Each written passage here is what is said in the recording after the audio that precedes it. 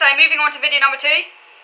Now before carrying on with discussing my social interactions as a teenager, I thought I'd show you this social communication record book here. It says Positive Reporting Record Book, and it's I got this record book when I was in year 9, and it says here, Anna would like to improve. Oh, it's falling apart. Anna would like to improve her communication skills. We've talked about the areas she needs to target. Please can you help him, her, by making a brief positive statement related to the week's target at the end of each lesson. Please allow the student to report to the relevant house staff each day at 2:25 p.m. Thank you. So in my targets I've got to attend lunchtime games club and socialise to avoid isolation in lessons. E.g.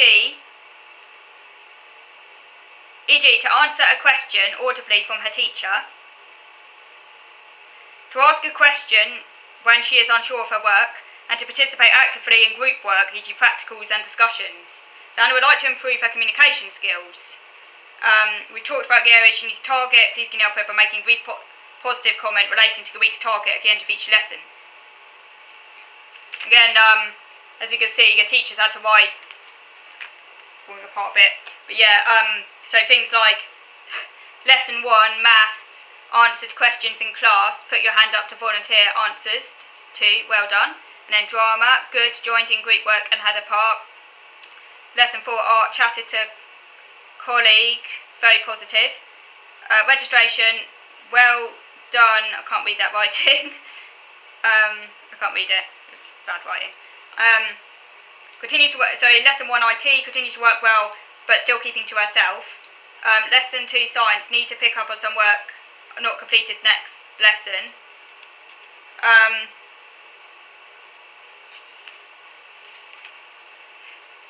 Worked very well in a group in English, got a merit, spoke audibly and clearly, well done. Lesson 2, Anna says she forgot. Lesson 3, German, fine, did answer questions audibly, still sitting by herself. French, still very quiet today, even when we played a game. Registration, a lot quiet, still not getting books signed by all teachers. No communication with class, as little as possible with me. And then my mum put disappointed to see negative comments, but this is meant to be positive reporting, because they were supposed to put in there when I was actually interacting well and stuff, but often they put negative stuff in there, but it's meant to be a positive reporting book to show how I was improving. Yeah, quite a few of them, things like say, very good in English, took part in a play and read loudly, and so it goes on. It worked okay, didn't talk to anyone. Very good, in English, very good, worked a group, asked for help, spoke clearly and loudly.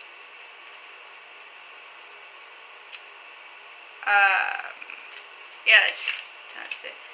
Worked quite well, needs support with organisation. In maths, homework not done, needs support with organisation. In drama though, worked well in a rowdy boys group. In food, worked quietly, demonstration homework set to write up recipe, didn't have homework with her, needs to bring that. And in history, worked quietly with a group of girls.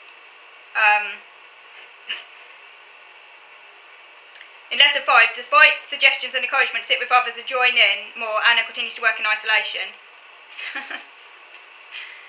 Yeah, so it's a little bit kind of up and down here. Some say work well, some say, yeah, I need to try harder. Still not asking for help enough, therefore very slow progress. Very quiet, but Anna did ask for help when it was necessary. So yeah, so that's kind of what that book was about. So as I say, for teachers to obviously notice that, some of them, I was very quiet, I sat mainly by myself, they wanted to try and encourage me to communicate more. So that's what that book was about. It was meant to kind of, to report on my progress really. So yeah, it annoys me, that the teachers were aware of this, and also particularly since primary school gave them a report from there as well when they wrote, these issues I had, and they didn't really help me. Beyond giving me this positive record book, it didn't really help me, so I'm not sure entirely what it was meant to achieve. Yeah, I did go to the lunchtime club, as it said, they wanted me to go to the lunchtime club, try and interact more. I did go to the lunchtime club a few times, and that was okay, and I did actually make a friend there briefly. It was a brief friendship with a girl who was a couple of years younger than me, and that was okay for a while, but that didn't work out long term. But yeah, that was okay for a while, but then I stopped going there and just basically continued to isolate myself, and the school didn't seem to give a crap, so apart from that record book, nothing was really done. So yeah, but I just thought I'd show you that. So, where was I? So at the end, yeah, so I've explained the record book. So yeah, where was I? Now at this age, so we're talking here sort of like, I guess sort of middle teenage years, year 9. At this age I did begin to blame my parents for my lack of social skills, because I was becoming increasingly aware of it. Like in the past I was kind of, I didn't really question it. But now I was becoming more aware of it, and I started to blame my parents. Which increased my anxiety. I rationalised it by thinking that if my parents had sent me to more after-school clubs as a kid, then maybe I would have more social skills. However, when I told my mum this, she was like, well, when we tried to get you to go to like brownies or whatever, you weren't interested. So, but later on I was like, you should have sent me more to these clubs, because that, you know, I blamed it on my parents. I thought they didn't socialise me enough. However, I was also extremely obsessed with the actress Kate Winslet and babies at this age, and this interest meant that beyond blaming my parents, I initially did not question things further, because, you know, I was obsessed with Kate Winslet, so that she consumed all my energy really, so I didn't have too much time for self-analysis or introspection, because I was just so obsessed with Kate Winslet.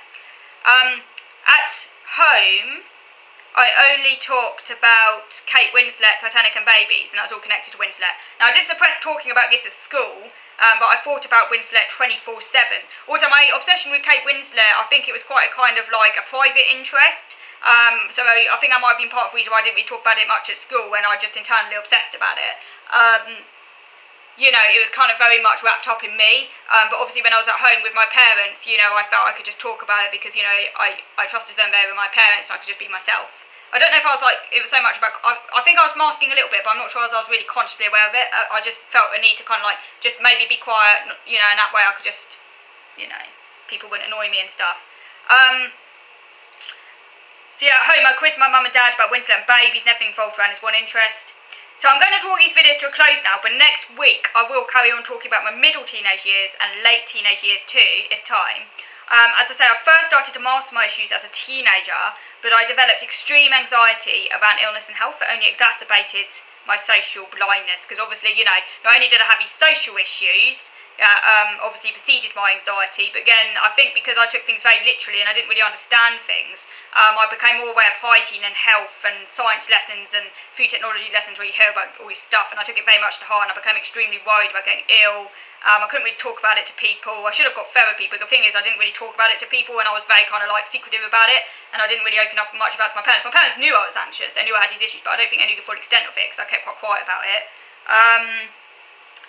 And I probably school didn't even know at all. School was just hopeless.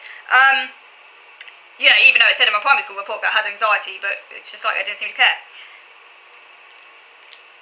Although I began to mask at least some of the time, I also reverted back to inappropriate behaviours at other times, because, you know, I tried to get a quiet approach to try and make friends, didn't work, so I did at times revert to inappropriate behaviour in an attempt to try and get a reaction from others. Okay, so but I'll discuss all of that in my next video, so I hope you've enjoyed watching. So thank you for watching.